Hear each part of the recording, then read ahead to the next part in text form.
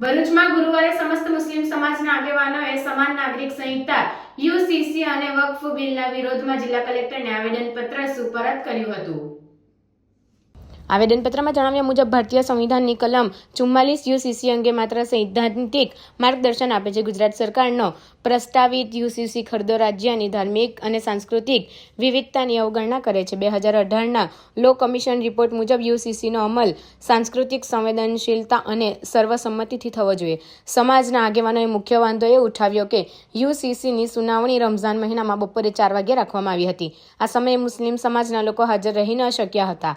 વધુમાં સુનાવણી અંગે કોઈ પૂર્વ જાણકારી આપવામાં આવી ન હતી। સમાજના પ્રતિનિધિઓએ માંગણી કરી છે કે યુસીસીની નવી સુનાવણી યોજવામાં આવે, જેમાં તમામ લઘુમતી સમુદાયોને તેમના મંતવ્યો રજૂ કરવામાં તક મળે। આવેદનપત્રમાં 2011ની વસ્તી ગણતરી મુજબ રાજ્યમાં 32% લોકો ગ્રામીણ પરંપરાઓ પર આધારિત છે અને 18% લઘુમતી સમુદાયો યુસીસીથી પ્રભાવિત થશે એવો ઉલ્લેખ કરવામાં આવ્યો છે।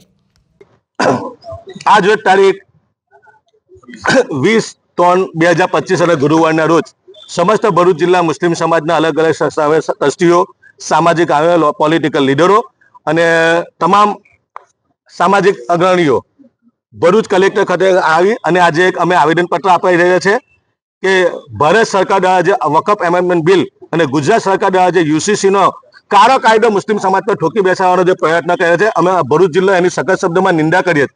અમે ભારતના મહામહિમ રાષ્ટ્રપતિ શ્રી અને ગુજરાત સરકારને અપીલ કરીએ કે આ જે કાળા કાયદો લાવ્યો છે એ મુસ્લિમ સમાજને ઇફેક્ટ થશે। મુસ્લિમ પર્સનલ લો બોર્ડ, વકફ એમેન્ડમેન્ટ કમિટી એ સારી રીતે અહીંયા ગુજરાત રાજ્યમાં અને આખા હિન્દુસ્તાનમાં ચાલી રહેલી છે, પરંતુ ધાર્મિક બાબતોમાં જે સરકાર હસ્તક્ષેપ કરે એને અમે સખી લેવામાં નહીં આવે। આ જો તમે તમામ લોકો ભેગા થઈ અને ભારતના મહામહિમ રાષ્ટ્રપતિ દ્રૌપદી મુર્મુ મેડમને અને યુસીસી કમિટીને એક આવેદનપત્ર આપે અને માંગ કરીએ કે અમે આ બંને જે કાયદાઓ છે એનો સખત શબ્દોમાં વિરોધ કરે। અને આજથી 1 વીક પહેલા જ્યારે યુસીસી કમિટીના અહીંયા સભ્યો આવેલા ભરૂચ કલેક્ટર કચેરી ખાતે, ત્યારે અમે ભારતના નાગરિકો છે, સંવિધાને અમને અધિકારો આપે છે, છતાં પણ અમને આ વિરોધ કરવાથી વંચિત રાખવામાં આવ્યા। કોઈ પણ જાતની કોઈને જાણ ના કરી, ફક્ત ને ફક્ત 1-2 સંસ્થાઓને જાણ કરી અને અહીંયા યુસીસીની જે મિટિંગ કરી મુલતવી કરી દીધી, પૂરી કરી। અમારે જ્યારે ઇલેક્ટ્રોનિક મીડિયા અને પ્રિન્ટ મીડિયાના માધ્યમથી અમે જાણ્યું કે આવી રીતે કમિટી આવી, ત્યારે અમે બધા અચંબામાં પડી ગયા।